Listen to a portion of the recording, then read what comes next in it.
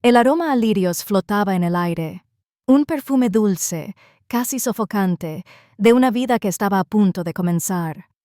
Todo era perfecto. La silenciosa expectación de nuestros invitados, la luz de la tarde filtrándose por las vidrieras, la cálida mano de mi prometido Mark sosteniendo la mía.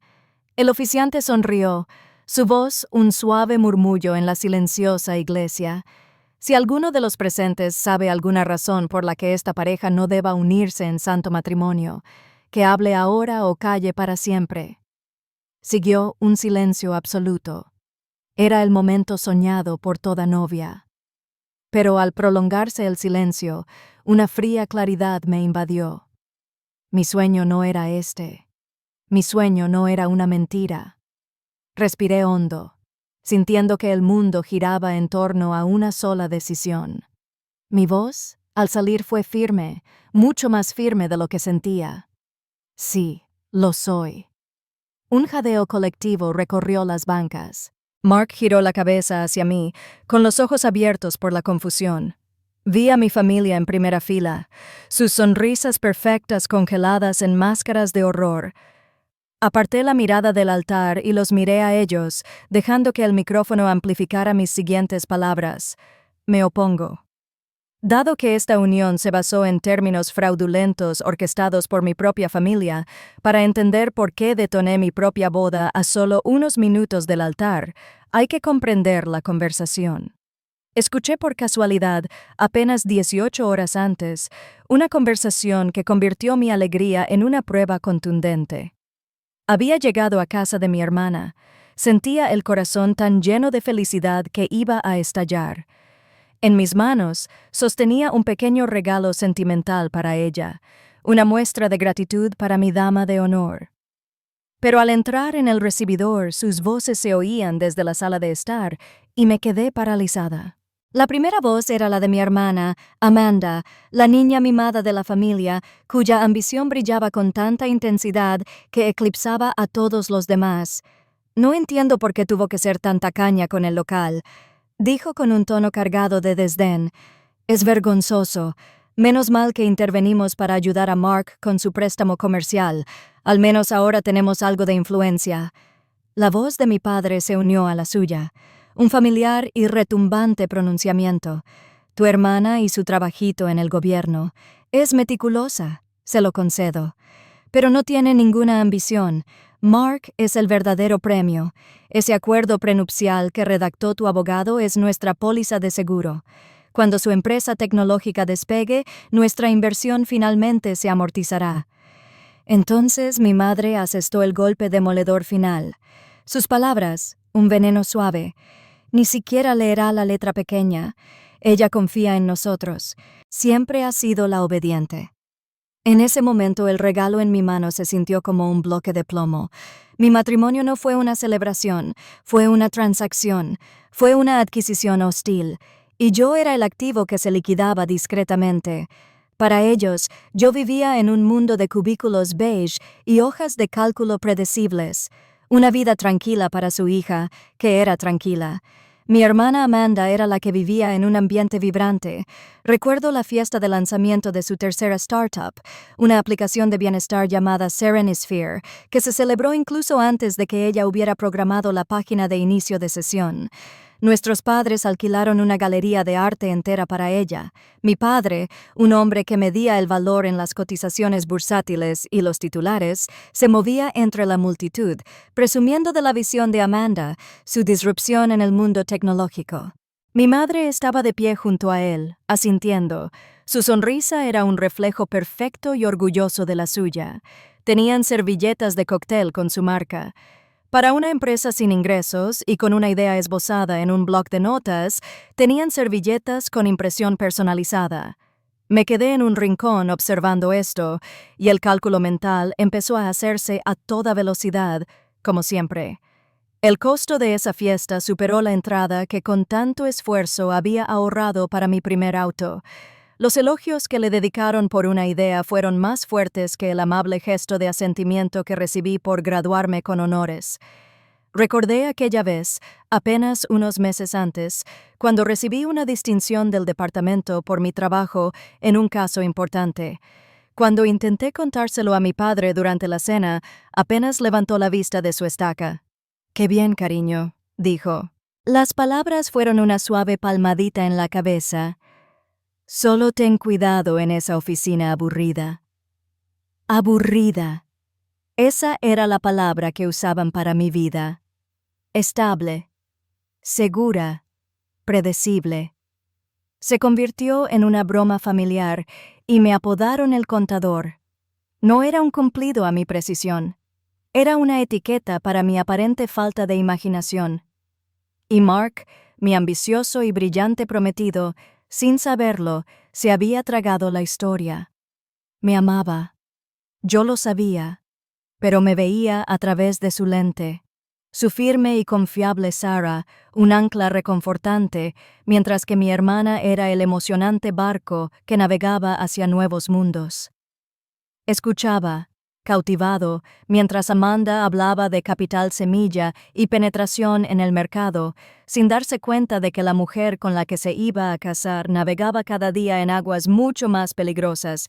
Mi oficina no tenía ventanas, no era un cubículo. Era un centro seguro de análisis de datos, enterrado en el corazón de hormigón de un edificio federal, un lugar al que llamaban la bóveda forense. El único sonido era el suave zumbido de los servidores que procesaban terabytes de información de todo el mundo. Allí no había cócteles, solo se sentía el peso frío y duro de las consecuencias. Mi equipo estaba reunido alrededor de la mesa holográfica, con rostros sombríos. En la pantalla se veía una compleja red de transacciones, una telaraña digital que se extendía por continentes. Este era mi mundo real. Señalé un nodo en la red. El sujeto utilizaba una serie de empresas fantasma anidadas para ocultar el flujo de activos, expliqué con voz tranquila y serena. Se trata de una clásica estructura fantasma diseñada para simular tráfico de inversión legítimo, pero los metadatos cuentan una historia diferente. Me centré en un conjunto de transacciones. Nuestro trabajo consiste en rastrear la cadena de custodia a través de 3 jurisdicciones offshore.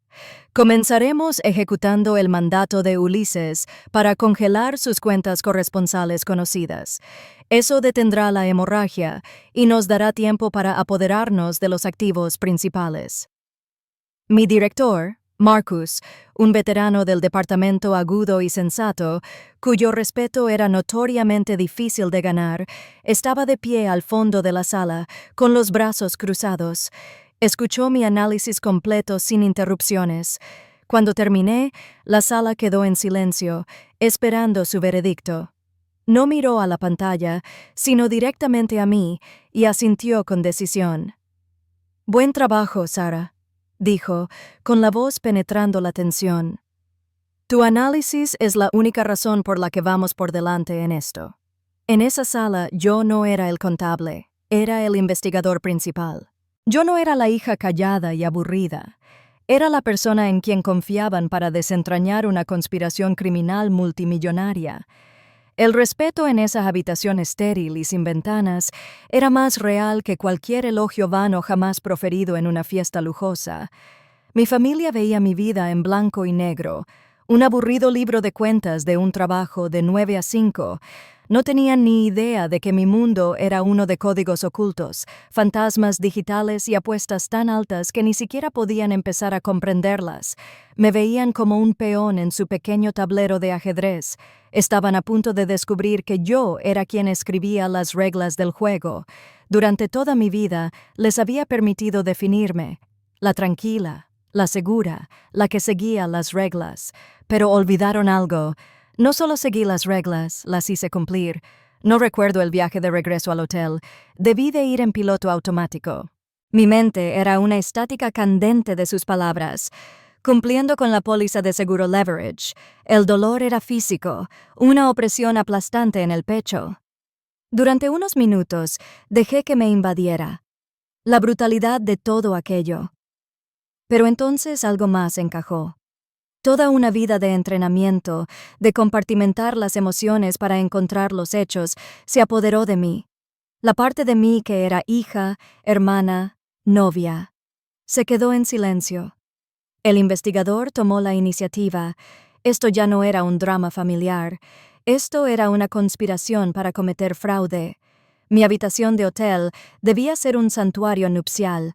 En cambio, se convirtió en un centro de operaciones. Aparté la funda que contenía mi vestido de novia, me senté en el pequeño escritorio y abrí mi portátil. El suave brillo de la pantalla era la única luz. Mi misión era sencilla: descubrir la verdad y construir un caso. No habría peleas a gritos ni enfrentamientos con lágrimas. Mi respuesta sería tranquila, precisa e irrefutable. No sería una venganza. Sería una corrección de procedimiento. Durante las siguientes horas, trabajé. No redacté los votos matrimoniales. Recopilé pruebas. Rastreé el préstamo que mis padres le habían dado a Mark en registros públicos y encontré el holding que habían usado para ocultarlo. Encontré el acuerdo que había firmado y analicé las cláusulas predatorias ocultas en los densos términos legales diseñados para asegurar el fracaso. Luego revisé el acuerdo prenupcial que me habían enviado por correo electrónico semanas atrás. Una rápida revisión de los metadatos de los archivos lo confirmó todo. Creado por el abogado corporativo de Amanda en una fecha que coincidía con el préstamo de Mark, estaba construyendo una cadena de custodia perfecta e innegable de su engaño. Cada hecho era un ladrillo más en el muro que estaba construyendo a mi alrededor. Solo hice 2 llamadas. La primera fue a Chloe, mi mejor amiga desde la universidad, y una mujer capaz de leer un informe legal de 5 tomos en mi silencio. Fui breve. La boda no es lo que creemos. Le dije que algo anda mal. Confía en mí mañana, ¿de acuerdo? Su respuesta fue inmediata. Siempre. Mi segunda llamada fue a mi director, Marcus. Le pedí que asistiera a la boda, no como mi jefe, sino como invitado y un favor personal. Su presencia, su título, su autoridad absoluta. Era un activo estratégico. Era una parte de mi mundo que estaba a punto de presentarles. Creían que estaban marcando las condiciones de mi futuro. No tenían ni idea de que estaban a punto de ser sometidos a una auditoría financiera completa con sus amigos y familiares en primera fila. Caminar por el pasillo se sentía como un sueño. En apariencia, todo era perfecto. La música de órgano sonaba con intensidad, los invitados sonreían, y al final del camino estaba Mark, mi guapo y sincero prometido, con los ojos brillantes. Pero bajo el tul y el encaje, mi corazón latía con el ritmo frío y constante de un reloj en cuenta regresiva. A cada paso sentía el peso de mi decisión. Este era el último momento de la vida que todos habían imaginado para mí, el último momento de la persona que creían que era. Vi a mi familia en primera fila irradiando un orgullo presuntuoso y posesivo. No solo estaban viendo una boda, admiraban una adquisición exitosa. Mi hermana Amanda, mi dama de honor, me miró y me guiñó un ojo, un gesto que pretendía ser conspirativo, pero que ahora parecía una provocación. Observé a la multitud y lo encontré. Mi director, Marcus, estaba sentado tranquilamente en la cuarta fila, una figura austera con un sencillo traje oscuro. No sonreía. Simplemente sostuvo mi mirada y asintió apenas perceptiblemente. Era toda la confirmación que necesitaba. La evidencia estaba presente. El testigo estaba en su lugar. Mi mundo estaba aquí para exigirle cuentas al suyo. Al llegar al altar, tomé la mano de Mark, su piel cálida y real contra mis dedos fríos. Sentí una punzada de genuina pena por él, por el buen hombre atrapado en medio de un juego que ni siquiera sabía que estaba jugando. Nos giramos hacia el oficiante y comenzó la ceremonia. Las palabras me invadieron. Un guión familiar que ya no podía seguir. Cuando por fin llegó el momento, la voz del oficiante pareció resonar en el repentino y profundo silencio. Si alguno de los presentes sabe alguna razón por la que esta pareja no debería unirse en santo matrimonio, que hable ahora o calle para siempre. Esto fue todo. Levanté la mano. No grité. No armé un escándalo, simplemente la levanté. Y con una voz clara y firme que me sorprendió incluso a mí, dije, sí, quiero. El silencio que siguió fue físico, una densa manta que envolvió a toda la iglesia. Los susurros estallaron como un reguero de pólvora. Mark me miró fijamente, su rostro era un lienzo de pura incredulidad. «Sarah, ¿qué haces?», murmuró. Pero mis ojos estaban fijos en la primera fila. Vi cómo el rostro de mi madre palidecía. Vi a mi padre apretar la mandíbula con furia. Me giré para mirarlos, con la voz cada vez más fuerte. No puedo contraer este matrimonio porque no es una sociedad. Es una transacción comercial fraudulenta. El caos comenzó de inmediato. Mi madre se levantó. Su voz era un siseo agudo y penetrante. «Sarah, siéntate. Estás histérica. Histérica, la palabra que siempre usaban cuando mis sentimientos se volvían incómodos. La palabra que significaba silencio. Pero ya no era una niña. La ignoré y hablé con el tono tranquilo y mesurado de un investigador que presenta un caso. El 12 de abril, mi prometido Mark recibió un préstamo de $200,000 de un holding, comencé a decir, con voz que se escuchaba por el micrófono. Esa empresa es propiedad de mis padres. Lo dejé reflexionar antes de continuar. Los acuerdos del préstamo están vinculados a un acuerdo prenupcial que otorga a mi hermana Amanda el control consultivo sobre la empresa de Mark en caso de incumplimiento, un impago que sus agresivas condiciones de pago hacen casi inevitable. Amanda soltó una breve risa incrédula. Era un sonido que había oído toda mi vida, el sonido de mis pensamientos, mis sentimientos, mi propia existencia siendo ignorada. «Se llama negocios, Sarah», dijo, con la voz impregnada de condescendencia. «Algo que no entenderías». La miré, a la hermana que había sido el hijo alrededor del cual giraba mi familia, y sentí una última y escalofriante lástima. «Lo que entiendo», dije, mi voz interrumpiendo su arrogancia, «es que no revelar nada. Un interés creado de un tercero en un contrato matrimonial constituye una inducción fraudulenta». Entonces volví la mirada hacia la cuarta fila. «Director Marcus, ¿le parece bien?» Como si estuviera en la queue, Marcus se puso de pie. No se levantó rápidamente. Se levantó con una autoridad deliberada que atrajo todas las miradas en la sala. Ya no era un simple invitado, era una presencia. Miró directamente a mi atónita familia, y su voz, tranquila y sin emoción, llenó la iglesia con el peso de la ley federal. Lo haría, afirmó simplemente, tal contrato sería nulo. Además, estructurarlo de esa manera podría interpretarse como una conspiración para cometer fraude. El cambio fue instantáneo. La arrogancia en el rostro de mi padre se transformó en un horror atónito. La sonrisa condescendiente de Amanda se desvaneció, reemplazada por un pálido y enfermizo vertido. Su pequeño administrador gubernamental era un director federal. Mi aburrido trabajo de oficina de repente tenía un nombre y un poder que no podían comprender. Los susurros entre la multitud pasaron de la confusión a la asombrada comprensión. Estaban expuestos. En medio del desastre de su plan, finalmente me volví hacia Mark. Su rostro estaba pálido, sus ojos llenos de una terrible comprensión que comenzaba a surgir. «¿Sabías que tu negocio estaba siendo utilizado como garantía para los juegos financieros de mi familia?», le pregunté en voz baja. Negó con la cabeza, sin palabras, con una mirada de traición en sus ojos, una herida que sabía que debía infligir para salvarlo. Con una última y triste determinación, me quité el anillo de compromiso. Lo coloqué con cuidado en el podio de los oficiantes. Me volví una última vez hacia los atónitos invitados. «La boda se cancela», anuncié. «Si alguien desea quedarse, el bar ya está abierto. Creo que se trata de una indemnización por daños y perjuicios. Regresar por el pasillo fue el viaje más largo de mi vida. No corrí. Caminé a paso pausado y firme, con la cabeza bien alta. Mientras el sonido de un susurro frenético y furioso se alzaba tras de mí, no miré atrás.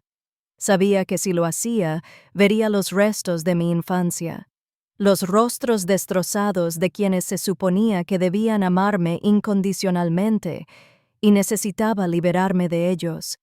Al llegar a las pesadas puertas de roble de la iglesia, una mano me agarró. Era mi mejor amiga, Chloe, con los ojos llenos de lágrimas y un feroz orgullo protector.